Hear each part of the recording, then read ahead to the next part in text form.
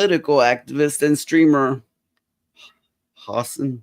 I don't know. I don't really Hasan. follow these people. Okay, Hasan Piker gets banned from Twitch after saying if Republicans cared about ending Medicaid fraud, they would kill Florida State Senator Rick Scott. That is a wild thing to say. That's a horrible thing to say. Well, he is a very well known hard leftist. Oh, okay. Okay, Hasan Piker was banned on March 3rd in the wake of the comment he made on a recent stream when he stated if Republicans cared about ending Medicaid and Medicare fraud, they would kill Florida State. So, repeats itself, obviously.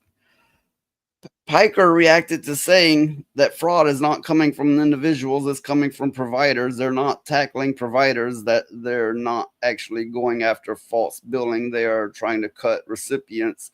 It's not happening at the point of the recipients. Well, some maybe, but I would say the biggest is for in terms of money loss. Yeah, it's the providers pulling stunts. So ultimately, I would have to agree with him, but not on saying to kill someone, But ultimately, I would have to agree with him. Sure, there's people playing the system, sure, but the biggest money leak easily is on the providers. Well, the doctors and things have so many hoops to jump through when dealing with Medicaid that a lot of doctors don't want to mess with it because it's just so damn mind numbing and aggravating, and you have to go through so much red tape to even get anything accomplished. So yeah, I mean, I agree. I think that the Medicaid system needs to be reworked to where, well, you can imagine doctors going, oh, I can get this and Medicaid will pay for it, and they do it as often as they possibly can, and they probably get a lot of personal things out of it too. I would imagine there's probably more ways that other people other than doctors play the system too. But whatever the case, I think he's right saying it's the providers causing the big money leak there. well, I know my mother used to do medical billing, and she would say that the biggest No, look, the headache, White House has made a commitment. Oh, go ahead. she would say the biggest headache is when the hospital had to send their paperwork into Medicaid. It was a nightmare to deal with because of the bureaucracy from Medicaid's end. There was no shortage. I mean, that's what she said. Well, apparently he apologized for it, but this video is a minute and a half. I'm gonna see what's said here. And the president said over and over and over, we're not going to touch Social Security, Medicare, or Medicaid. We've made the same commitment. Now, that said, what we are going to do is go into those programs and carve out the fraud, waste, and abuse and find efficiencies. Couple of examples.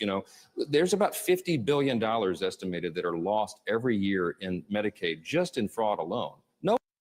That fraud is not coming from individuals. It's coming from providers. They're not tackling providers. They're not actually going after like false billing. They are trying to cut recipients. Okay. It is not happening at the point of recipients. If you cared about Medicare fraud or Medicaid fraud, you would kill Rick Scott.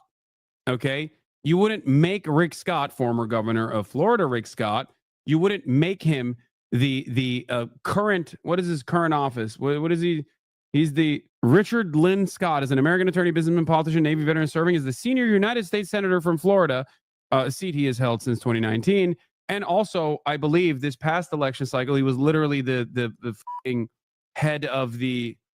I believe this man talking here, call him a man, but unless I'm mistaken, I believe it's been said that he is that man Sink or Chink or however the fuck you say his name on the Young Turks. Yeah. They said that that's his nephew. Oh, okay.